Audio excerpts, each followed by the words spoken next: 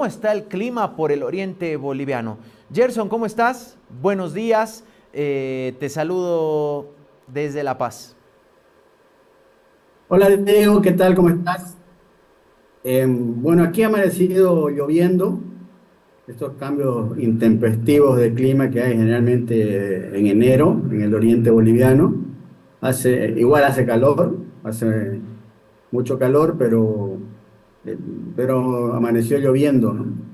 Bueno, acá también con lluvia, pero a diferencia de en la zona oriental, acá ya sabes, cuando llueve es para congelarse. Así que el verano es solamente una formalidad.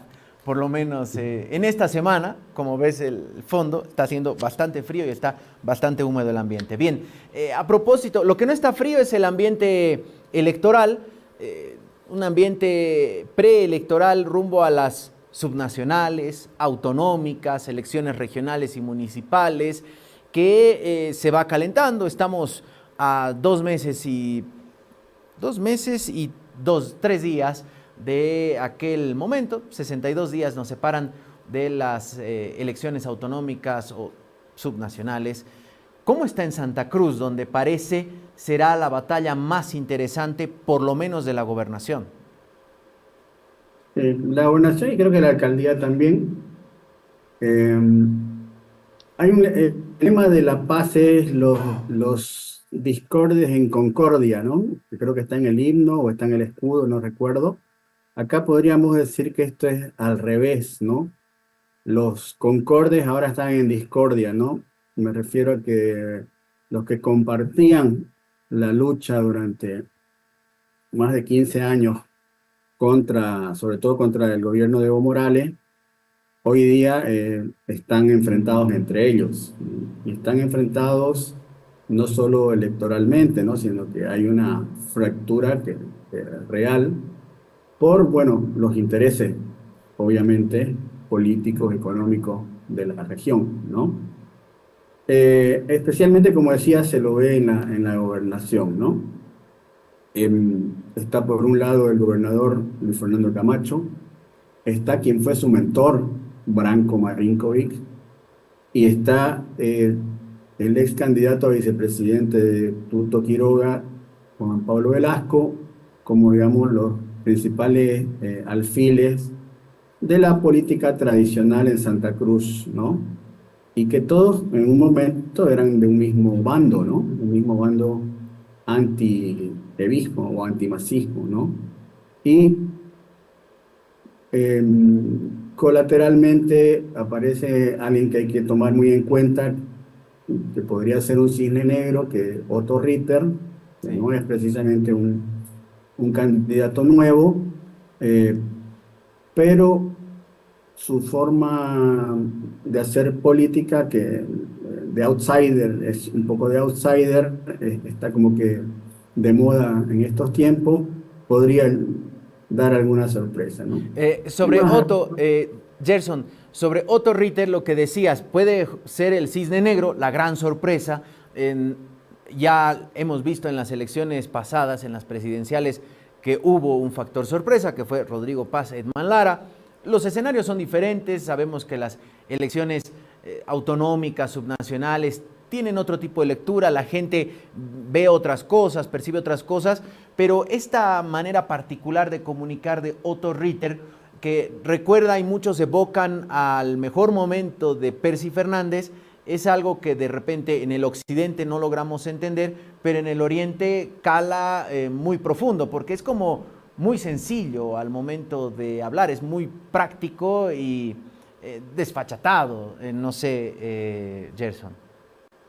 sí, aunque pudiera parecer, no es un candidato improvisado. Él viene trabajando en redes con éxito desde hace mucho tiempo, además de que está hace 1000 años en política. Quiero antes, digamos, explicar un poco cómo es la composición social, política o la composición del voto finalmente en Santa Cruz. A nivel departamental, pese a que, por ejemplo, en las últimas elecciones y en las anteriores, la ciudad registra casi el 55% más o menos de la votación, un poquito más. las provincias todavía son fuertes, ¿no?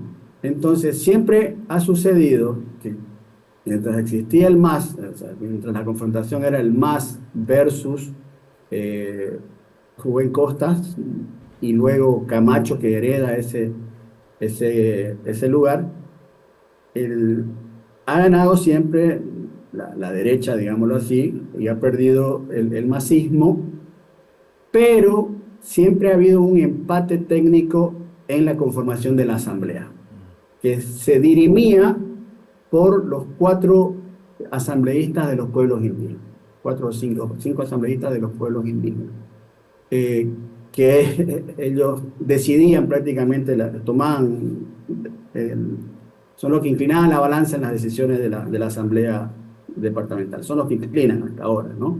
Entonces, hoy con un panorama diferente, porque no hay esa polarización, el más versus anti-más, sino que ese voto de anti-más está fragmentado en fuertes candidatos, como ya los que yo hemos mencionado, Camacho, Branco, Tapé, el propio Otto Ritter, por ahí Guido Nayar, aunque no lo creo, y no hay un candidato visible del bloque popular, diríamos así, que era el que votaba por el MAS. Ese bloque popular que votó por Lara en las elecciones nacionales, por ejemplo, aquí también en Santa Cruz, porque si bien no ganó, Tuto ganó en Santa Cruz, pero el voto de Paz Lara es ese voto que alguna vez fue el voto del MAS, ¿no? Claro, de los Eh, valles cruceños, del norte integrado, San Julián, bastiones todo- históricos del MAS. Todos los bastiones del MAS que son básicamente migrantes, migraciones que llegaron para el agronegocio, hay que decirlo. Eh, por eso es que hay una conexión entre los empresarios y esas regiones, ¿no? Porque es el mismo negocio, es el mismo agronegocio, pero a la hora de votar, votan por sus candidatos que consideren que son representativos de este bloque popular.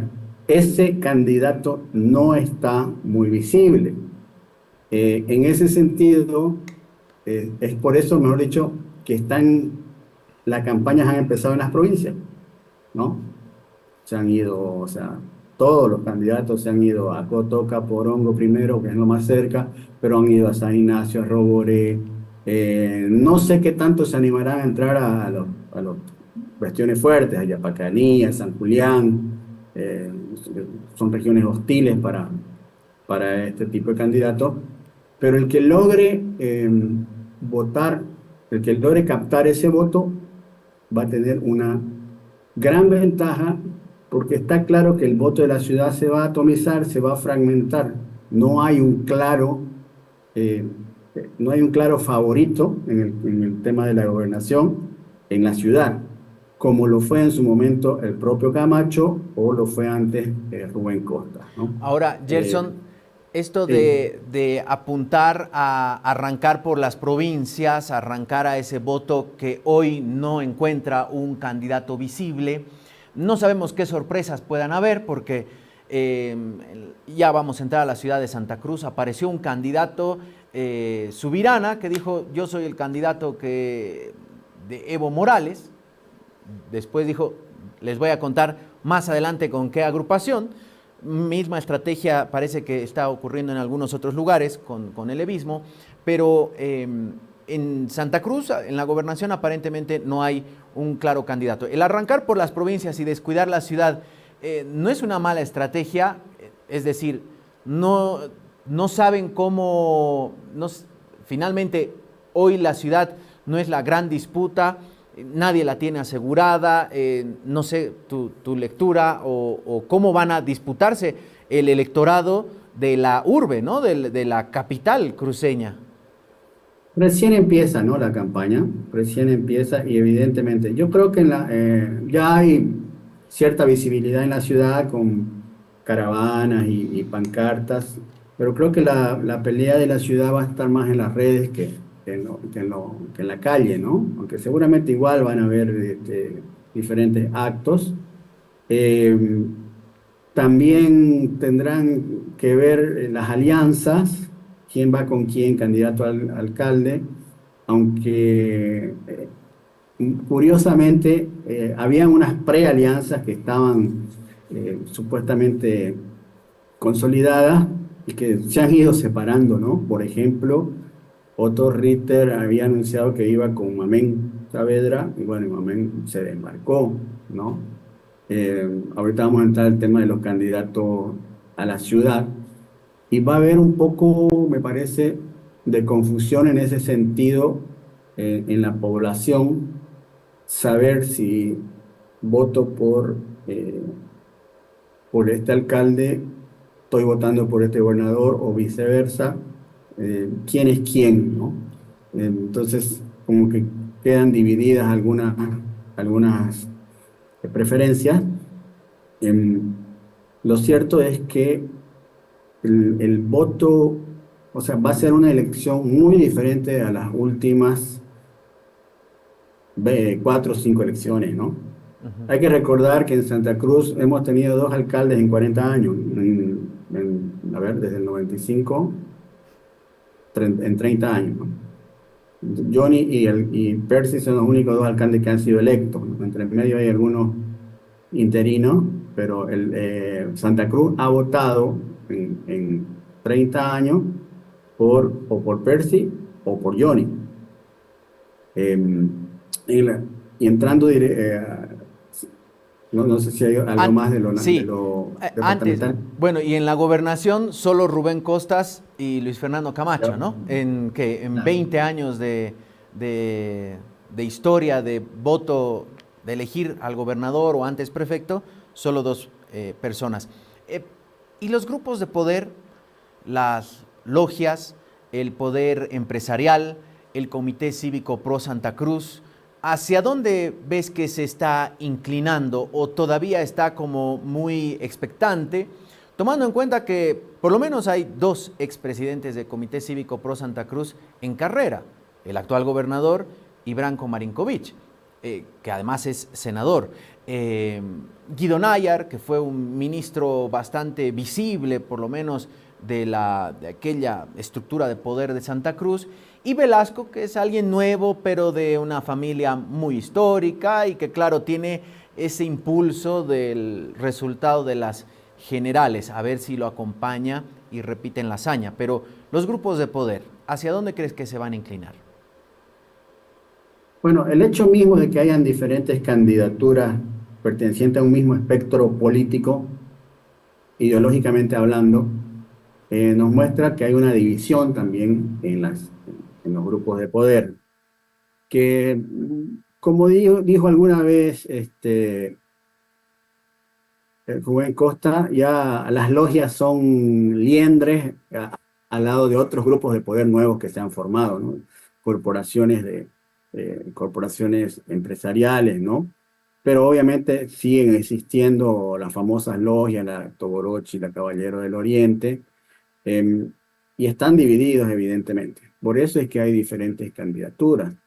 Y esas, esas diferencias tienen que ver con que tenemos a por lo menos 3 candidatos que tienen el aguante económico necesario como para no depender de nadie, de ninguna organización, de ninguna logia, de no deber favores. En el pasado, los políticos eran como que empleados de los grupos de poder, ¿no? Eran tipos hábiles en la política, con cierta formación y que eran financiados por los grupos de poder para que representen sus intereses en los espacios de poder. Hoy en día, tanto Branco como Camacho, como Velasco, que son, digamos, las cabezas visibles de esto que quiero decir, no necesitan, o sea, pueden financiar su campaña ellos solos, no y tienen grupos económicos detrás que a los que van a representar, obviamente. Y ya después, estando en el poder, se tejerán alianzas. Pero hoy por hoy, digamos, ha cambiado un poco el panorama y ya las logias no son las que deciden, porque las logias antes decidían, va un candidato y ese gana. Hoy día no, ¿no? Hoy día estamos viendo otro nivel ya, digamos, del uso del poder, ¿no? Bueno, y a propósito del poder, otra dinámica muy diferente ya es el municipio. Si bien tiene muchos más recursos que la gobernación, políticamente la gobernación tendrá otro peso, pero el municipio cruceño también es el municipio más importante, el más grande, el con más recursos del país y por lo tanto bastante apetecible. Acá son 18 candidatos a la gobernación, 18 a la alcaldía de La Paz. En el caso de Santa Cruz de la Sierra, ¿cuántos son los aspirantes a ocupar o a ser el sucesor de Johnny Fernández y cuántos a ocupar la gobernación, Gerson? Ya, tengo entendido que son 15, pero que no está definido. Hay posibles candidatos que se van a sumar, que se van a bajar. O sea, es decir, no creo que aumente, pero creo que puede bajar y además van a cambiar los actores, ¿no?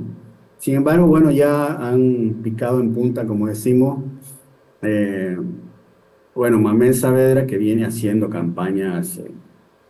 Se dedicó a hacer campaña, ¿no? Más que a legislar, se dedicó a hacer campaña en los 5 años de concejal que le tocaron. Está Gary Áñez, que se quedó con el ojo en tinta de las elecciones pasadas, que fue derrotado sobre la hora, diríamos, utilizando un término futbolístico, por Johnny. Está la exalcaldesa interina, mano derecha de Percy Fernández, que es Angélica Sosa, que apuesta a una figura popular controversial como Maite Flores. eh, y ha aparecido alguien que podría ser un cisne negro, que se llama Alfredo Solares, que es un TikToker también, ¿no? Que se hizo muy conocido, el que está ahí ahorita en pantalla, por hacer obras de caridad benéficas, ¿no? Que iba donde una señora y eh, que perdió su casa en un incendio y yo le compraba todo a la casa. Bueno, ese tipo de dinámica que lo hizo muy popular en las redes sociales y todo apunta a que puede ser el candidato que elijan los sectores populares. Y vuelvo aquí otra vez a tratar de dibujar cómo es el espectro sociopolítico en Santa Cruz. La ciudad como que ya ha llegado a dividirse. Hay una parte que es el noroeste, que es lo que yo llamo que es la pretensión de ser Miami, que están los condominios, están los barrios ricos, Equipetrol, Las Palmas, ¿no? Los edificios, los malls, los shopping. Es la foto que sale, que vendemos al exterior de Santa Cruz, la Miami boliviana. Está la otra parte de atrás que no vemos, que es el sureste, que son las grandes ciudadelas, ¿no? El Plan, la Villa, el Bajío, eh, La Pampa, Luján, que es lo más nuevo. Y la riqueza y no es que, digamos, esta parte norte es rica y la otra es pobre. No, hay una riqueza, evidentemente la parte norte, yo, según algunos estudios que vi, maneja más o menos el 60% de la economía de la ciudad y tiene el 45% de la población. Al otro lado, tenés una población que maneja un 40% más o menos de la economía, porque ahí están los gremiales, están los transportistas, están los comerciantes, etcétera, etcétera. Pero son el 55% más o menos de la población. Entonces, ¿qué pasó, por ejemplo, en las anteriores elecciones? El gran favorito era Gary Áñez, porque con esto de las redes suele suceder que nos encerramos y creemos que el mundo gira alrededor de nuestro grupo de Facebook o de WhatsApp.